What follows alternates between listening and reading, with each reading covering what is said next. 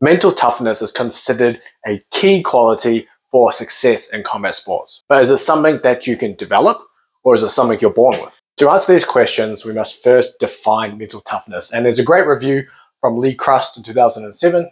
Here's a couple of definitions in there.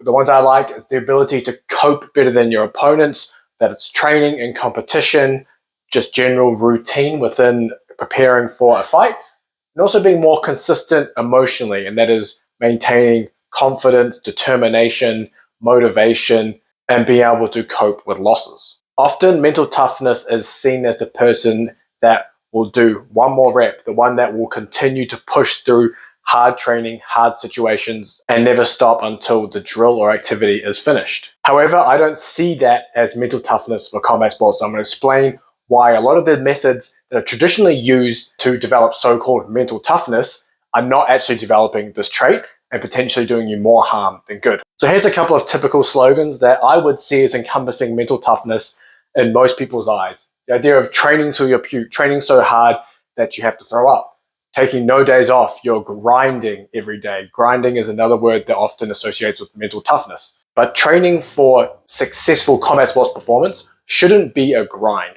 It shouldn't be every day trying to push the boundaries or the limits of your physical abilities and your mental abilities. Another strategy people often use is the idea of Hell Week. They take this from the Navy SEALs or Special Forces, the idea that, hey, they go through Hell Week and they are some of the most mentally tough people on earth. There's no doubt about that. But Hell Week is not there to develop mental toughness or to develop Navy SEALs or Special Forces. Hell Week is there to weed out people that are likely and not a good fit in a life or death situation and having to handle the rigors of being Special Forces or Navy SEALs. So it's a selection process. They put them through Hell Week, lack of sleep, lots of physical activity, essentially being broken down, and then seeing who comes out the other end to be part of the Special Forces. Now, coaches and athletes will take that type of training and instill that into their gym and into their regular training weeks. Okay, they're going to do hard circuits of however long, and they have to just go, go, go with the idea of breaking themselves down. But this is not developing mental toughness, and I'll show you why. So a follow-up review done by Lee Crust again explains how to develop mental toughness. And I paraphrase here, but athletes must be gradually exposed to demanding situations to learn how to cope. Now, based on my examples I gave about doing hard circuits and hard things, isn't that this put into practice? Kind of. But remember, mental toughness is specific. And I think that's what most people miss. And they see that doing other things, for example, the whole craze around, hey, I'm going to do ice baths every morning. I'm going to make my bed every day and be disciplined with all that. However, the saying goes, how you do one thing is how you do everything, except that isn't correct. I mean, just look at some of the greatest athletes in the world. Tiger Woods, one of the best golfers in the world, but outside of golf, he wasn't so great. There are many examples of this. Within the fight world, you have John Jones, arguably the GOAT in MMA, but outside of MMA, he doesn't do things like he does in the octagon. So you can throw that saying out the window.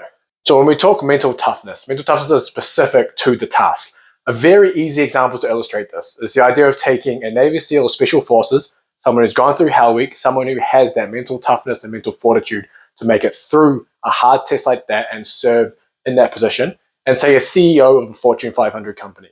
Now you take those two people and you have them swap roles. What's going to happen? Both of them will crumble in their respective roles because they're not mentally tough in those specific scenarios. And this is why I don't believe that doing random hard things are going to make you mentally tougher as a combat athlete. In my experience, in my opinion, I think Joel Jamieson has this right when he says that it comes down to how much the brain values the work being done. And what I mean by that is if you're doing random circuits and you have the person who maybe doesn't give their 100% effort to this hard training, bear crawls, running, whatever it is, and they quote unquote give up partway through that drill, that's seen as not mentally tough. That athlete could potentially be the best fighter in that team. But the athlete or yourself doing these drills has to see the value in them to give 100% towards those drills. And typically for the ones that just really love the sport of fighting, that is doing drills that involve fighting. And as mental toughness is specific, I like to think about this from the perspective of James the Thinker Smith, a great strength coach as well, as reframing mental toughness as being prepared.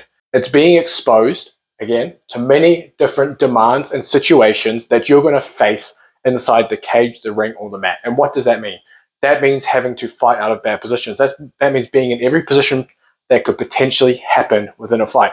So taking, for example, if we're talking striking, maybe backed into a corner, having to fight your way out. That means in grappling, maybe you're mounted, back control, whatever it is, and having to get your way out. Then MMA, it could be any of those. Against the fence, whatever it is, it could be 30 seconds to go, having to fight your way out. All these things are situations and scenarios that you may encounter within a competitive fight or match, but if you haven't trained them, then you are not mentally prepared to go through what is that uncomfortable stage. Because that mental toughness is specific, and because you have trained and drilled it already, you will be considered mentally tough for coming out the other side of those situations successfully. Another way to think about it is it's the prediction of the reward. What am I getting out of doing this activity or task that is going to help me perform? Now, some athletes are just workhorses and they just love the hard work and they just love feeling absolutely fucked after whatever session they're doing. And they thrive in some of those environments. That's fine. But for a lot of you, going and doing extra hard conditioning or whatever it is you're being made to do, you need to find the link between doing that activity and your performance in the ring mats or in the cage or whatever it is. If you don't have that connection, and there might not even be one, it might just be random things that you're doing. You might think, hey, I'm doing all these bear crawls and running, but I could be spending time working this combination or this distance control or this technique against this person instead of doing this. And that is maybe why you don't find yourself pushing yourself as hard during these other things. Now, it sounds like I'm advocating, hey, you don't ever have to train hard. No, that's not what I'm saying. I'm saying if you're training hard, there should be a purpose behind it. And whatever the purpose is going to help you be, quote unquote, mentally tough throughout those drills and be able to transfer to your fight game. So what do I suggest? I suggest you be prepared. And being prepared means seeing all technical and tactical situations within your combat sport.